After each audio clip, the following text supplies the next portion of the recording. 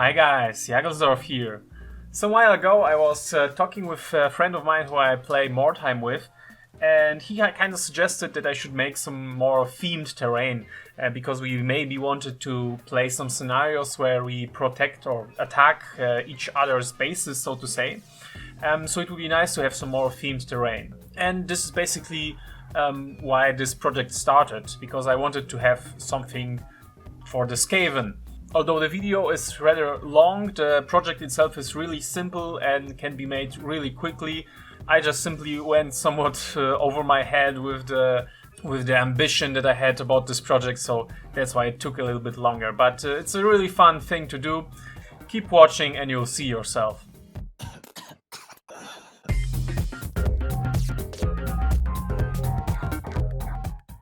So this project is going to be an entrance to the Skaven underworld, and I wanted it to be simply, a sewer pipe. And I didn't have any pipes at home, so I simply made one with my 3D pen. But if you simply have an L piece of pipe, it will work perfectly. So that's why I'm not showing how I made this thing. It's simply because I didn't have anything other at hand at the moment. And I'm going to start with the grate for our sewer pipe. I'm first simply tracing a circle onto a piece of cardboard and then cutting it out with a scissor. And I will be cutting a second smaller circle on the inside so that we end up with a nice ring. It's generally a good idea to check if your parts fit, so that's why I'm dry fitting it on top of my pipe, and it looks quite okay. Now for the pipes that will form the grate itself, I decided to use Q-tips, which can be easily cut with a scissor or a knife and are a really cool and flexible material, and if you aren't using Q-tips in your build, you really should reconsider. Anyway, I'm cutting it to size and then gluing it in with some PVA glue, and then cutting additional ones, trying to be symmetrical with how I place them and cutting them at an angle so that they fit nicely into the ring. And I'm really just eyeballing it. You could try to measure the angles more carefully, but I find that simply fitting them in and cutting them as you see fit is definitely enough. Now to make this grate a little bit more interesting, we're going to make a simple padlock, and I'm taking a square piece of balsa wood and then drilling a small hole into it. Using a drill would definitely make a nicer padlock, but I didn't have a proper drill at hand, so I use my knife. And I'm cutting a paper clip, a top of a paper clip, and then gluing it with super glue onto it to form this nice little padlock. And I'm attaching it with super glue to the grate itself, and also making a loop, a hoop for the padlock to hang off, also out of a piece of a paper clip. And making sure that the pieces connect in a few places and that everything is nicely covered in glue will ensure stability. Now, as I mentioned before, I wanted this grate to be movable, to be articulated, so to say. So now we'll be making a simple hinge. For that, I'm taking my Q-tip again and inserting a pin into it. And after that, I will cut the Q-tip on the pin so that we have two distinct parts that can move separately. Then I'm gluing one part to the grate and also securing it with some additional cardboard, and the other end will be glued onto the pipe. And at this point I decided that the grate is a little bit wobbly, so I added an additional strip of cardboard as a bit of a support and also to make it more visually interesting. I glue it with some super glue, although PVA would be fine enough, cutting the excess off and then going back to the hinge. As you see, I'm holding the lower part of the hinge and the grate moves very easily. And so that the whole thing is more stable and so that it's easier to glue the gate onto the pipe, I'm taking a strip of cardboard and wrapping it around the lower part of the hinge. And this will be the part that holds onto the pipe. And as my pipe is made out of plastic, so will be yours probably, superglue is again the best choice. And try to keep the cardboard parts on the outside. You know, when you use cardboard, there's usually a paper side and a plastic side. So try to use the plastic side to glue it with superglue and keep the cardboard part on the outside because it gives a nicer texture. Next, to finish up the gate, we are going to make a strip to hide our corrugation on the outside. And so I simply eyeballed around 2 or 3 millimeter wide strip and cut it with my trusty knife and then glued it to the outside of my gate with PVA glue. And I think in this case PVA glue is the best choice because it gives you some wiggle room to correct if you make something not quite right. Next, I decided to add a second loop to the pipe so that the door can actually be closed with the padlock. You know, it's all glued together over here, but you know, you have to suspend your disbelief.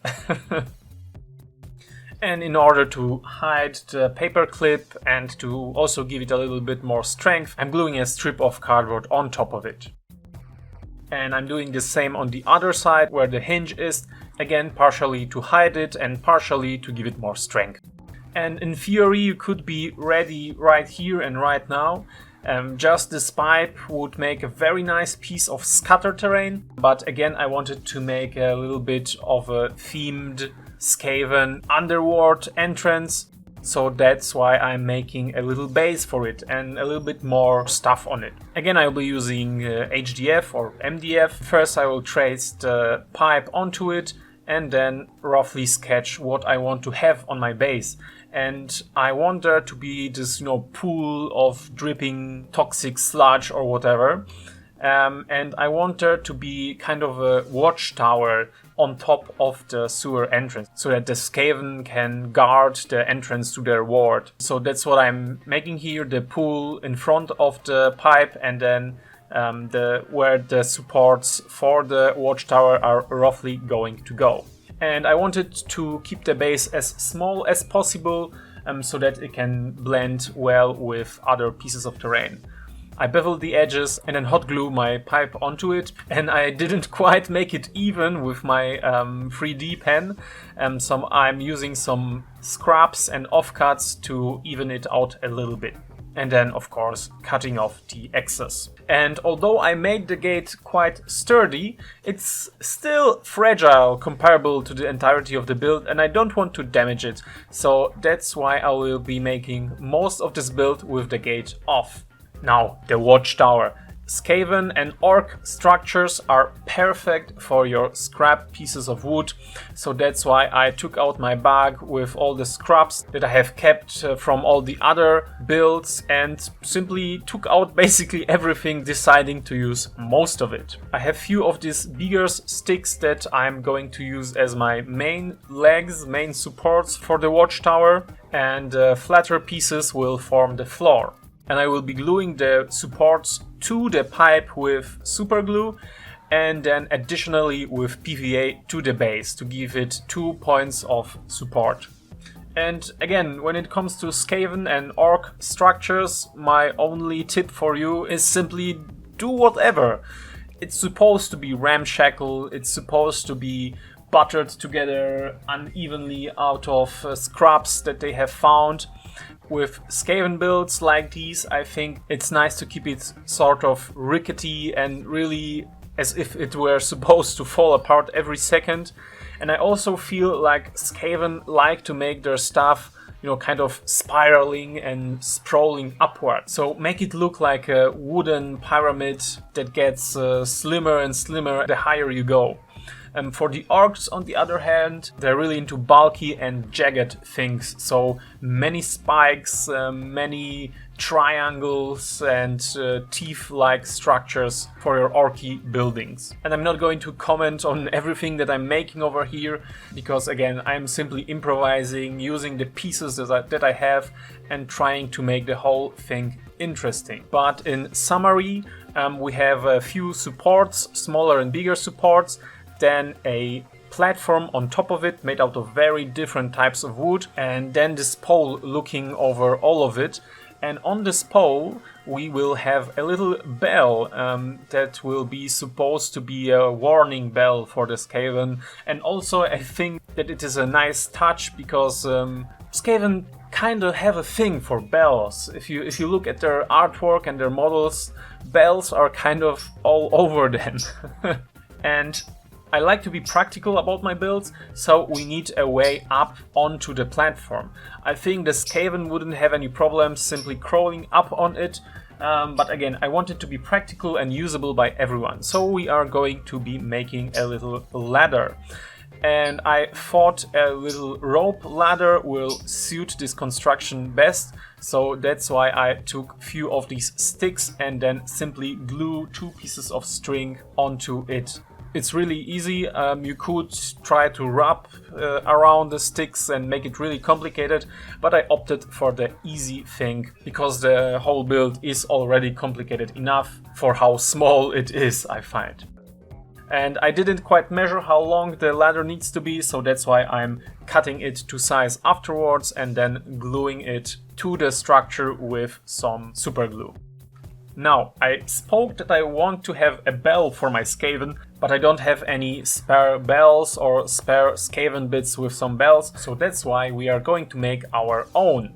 I will be simply using a polymer clay, and I will roll a bell shape on top of my spatula so that I can hold it easier and so that the inside of the bell is already formed. And I'm making the edge straight with my knife and then rolling a nice lip for the bell to give it this characteristic bell shape. And then a little bit of modeling with my needle and also a small Skaven accent. We are going to make 2 symbols of the Great Horned Red, these triangles, these Skaven triangles, and I will stick them on opposite sides of the bell. And working with such small things can be finicky, but don't worry, it's doable. After that, some smaller details. I decided it would be fun if the bells had some dimples, like bolts or whatever. I know that bells are usually made out of one solid piece of metal, but yeah, whatever. It's supposed to look interesting, not realistic. And after you're ready, simply put it into an oven for 15 minutes. And in this time we can make something else. And here is something a little bit disgusting, but I wanted to include it. This is my salt mass, my salt putty. And I wanted to show you what happens if you don't use it for too long.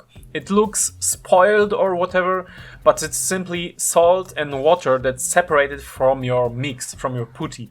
All you have to do is to mix it again. It's not bad, it isn't gone bad. It's not spoiled. This putty is made out of equal parts water, salt and flour, so it can't go bad.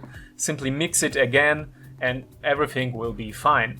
And I will be using this salt mass, salt putty, to make the stones around our sewer entrance and the pavement or the rests of the pavement that will form our little pool of sewage.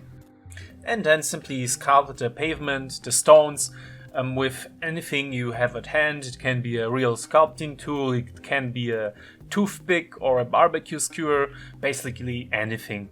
And I like to make my stones kind of uneven to make it look more interesting. And as you see here in front of the pipe, in the area where the pool is going to go, I made the pavement part a little bit bigger than it's going to be, but I decided to sculpt the pavement first and then remove the stones that I don't like and adjust the size of the pool this way. The salt mass is perfect for application like this. It's really cheap. It sculpts nicely, it holds its shape, and it has this nice rough texture that really looks like stone. Now, by the time we are done with the pavement, our bell should be out of the oven, but sadly it stuck onto my spatula, onto my sculpting help. And I couldn't get it off without breaking it into pieces. So now we are going to glue it back together, which after all was quite an alright thing, because again it gave it a little bit more of a rough Skaven flair. Now I wanted to be able to hang the bell up on this tower, and for this I simply used 2 of these metal rings that I found lying around in my tool chest, and used some polymer putty, some cheap polymer putty, to secure them better in place and to blend them in with the rest of the bell. And as you see, they are perfectly sized, and the bell sits nicely on top of our watchtower. Now our build is basically ready at this point, but now comes the thing that takes the most time, adding all the little detail and all the little things, like roughing the wood up so that it looks more worn. And then I decided to use the same piece of string that I used for my ladder and use it as a rope that wraps around some of my boards, again to give it a little bit more of a ramshackle look. I also added additional cardboard to the rope ladder because it kept falling off, and I decided to add some strips of cardboard in additional places. On one side again to give it more stability, and on the other hand to make it look like metal bracing or little metal studs that will give a little bit more of an interesting color and look to the whole build.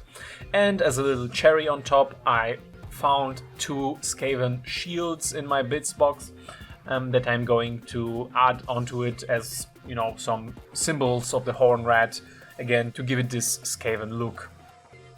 And again, to break up all these wooden boards and pieces, I took another Q-tip and cut it into rings that work really nicely as bolts or studs. And I'm adding them all over the cardboard bits and basically anywhere where I feel like some additional metal color would look nice. Next up, the base. And there isn't much to do. I will simply coat the outside in PVA, leaving out the salt mass parts, and then I will cover it in sand to form my ground. And I also found some scrap pieces of plaster that I have left over from some of my castings, breaking it into tinier, smaller parts and gluing all over the place. And I decided to cover some parts with my PVA glue and black paint mixture to give it additional stability. I covered all of the Q-tip studs so that they can bond better with the entirety of the model, and I also covered all of my plaster stones so that they don't break off as easily, and I also covered all of the salt mass because it has a tendency to soak up water during painting. So I wanted to prevent it or reduce it a little bit with this covering of PVA. And for a moment I thought that I was done, but then I noticed that there is one more thing that I have to do, and namely the ringing thing, the stick inside of the bell was missing. So I've simply cut a toothpick to size, glued it in, and also decided to use the string, the twine again, as a rope that is used to ring the bell. And it could be used in some sort of a scenario where when one player gets to this place, they can ring the bell and wake some Skaven that are waiting in the sewers for the signal or something. Anyway, it leaves some room for interpretation and to use in future campaigns. That's why I wanted the bell to be movable and the door to be movable as well, so that it isn't as static and so that it is more flexible in use in the future. Now, the painting. First, I thought it will be really easy, but then it ended up being quite more complicated than I intended. First, the entire pipe is covered in black. This will be our base color, and also all of the stones will be painted black as well. And the pipe, as well as all the iron parts, I will heavily dry brush with gunmetal, and all the brass parts I will paint with some copper. This will include the hinges and the bracing holding them, some random strips of cardboard around the piece, and of course the bell on top. The padlock I wanted to be of a little bit of a different color, but I wasn't sure how I want to do this, so I simply dry brushed it with the copper. Now, the wood. I basically wanted to accentuate the fact that the whole structure is made out of scraps and different types of wood. So I opted for 3 different colors of wood for my watchtower. One basic brown, one reddish brown, and a desert yellow. And I try to be quite random in what boards I paint what color. And by random I actually mean that I didn't want the colors to touch too much. I wanted them to be nicely mixed. Now, the ground covering, I basically mixed all the different browns and yellows that I had on my palette left over and used this as my ground color. Now, the pipe was definitely way too clean for how old and Skaven it was supposed to be, so I whipped up some dark orange and made a little wash out of it and covered some of the pipe with it. I didn't use too much and I wiped off the excess because I really don't like the look of like completely rusted and orange metal. I really don't like it. Then some other little accents. The ropes I tried to do in a white and I will try to color them with a wash later. And as you've seen before, the Skaven shields will be green. Now the rust came out a little bit dull, so I mixed a little bit of a brighter orange and tried to highlight all the spots that I did before.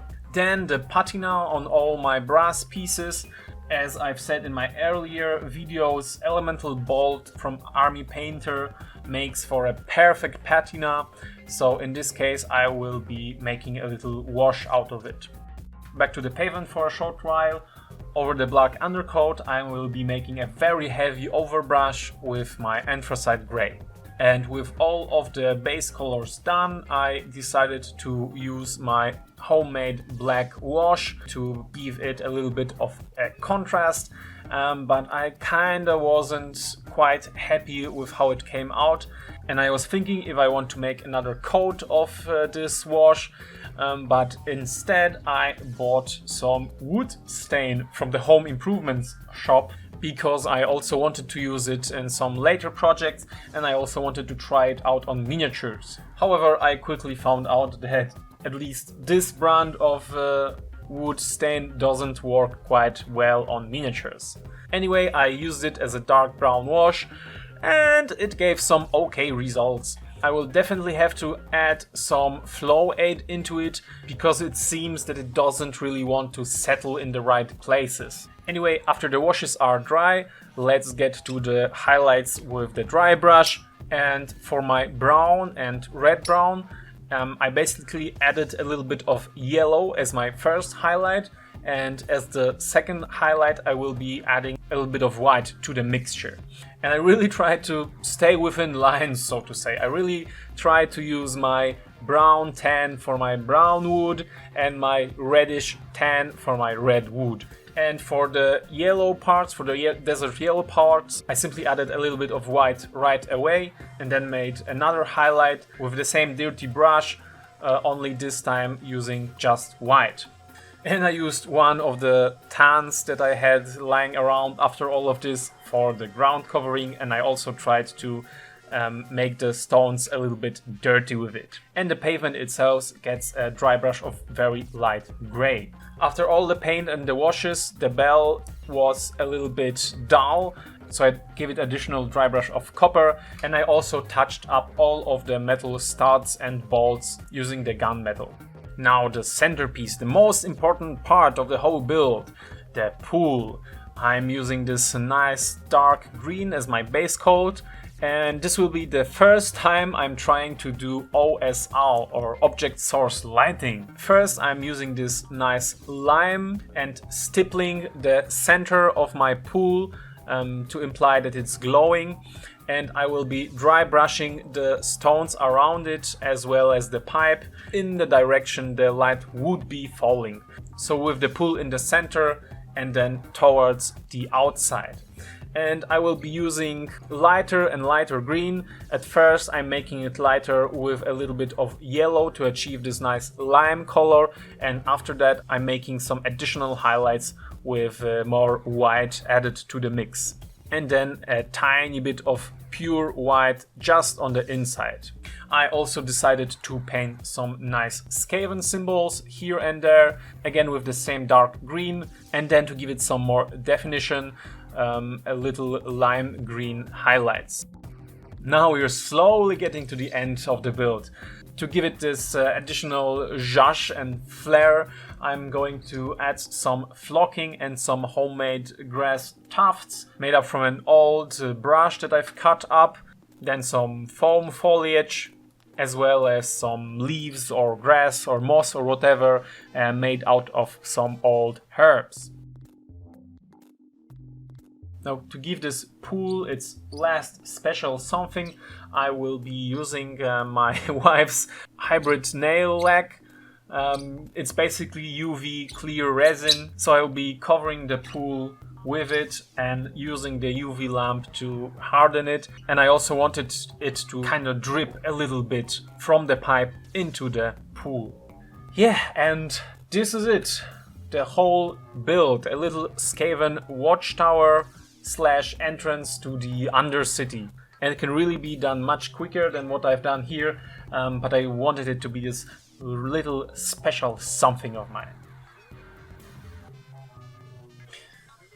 So yeah, making 3 different types of wood maybe wasn't the best idea. It makes the model a little bit more interesting, but it took a really long time to paint and to try not to paint over the wood that I've already done before. But yeah, I'm also really happy with with the doors that open and the bell that rings a little bit. It's a nice, fun project. It was really fun to make. I was really excited to finish it and to share it with all of you. I've been sharing some sneak peeks of this build before, so maybe you've seen already some of it. I have an Instagram account and a TikTok. And you could see some of it over there. So if you're interested in some sneak peeks of future projects, definitely look me up. I'm Jagelsdorf, or Jagelsdorf Creates everywhere, so you can find me very easily. Anyway, yeah, I hope I see you in the next video. Bye!